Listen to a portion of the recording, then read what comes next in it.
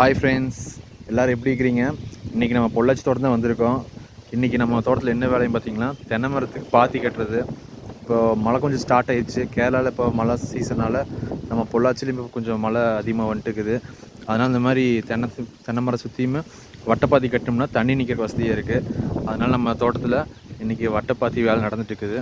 பாருங்கள் ஃப்ரெண்ட்ஸ், வட்டைப்பாத்தி ஒரு பாத்திக்கு பார்த்தீங்கன்னா 20-25 ரூபா வாங்குறாங்க.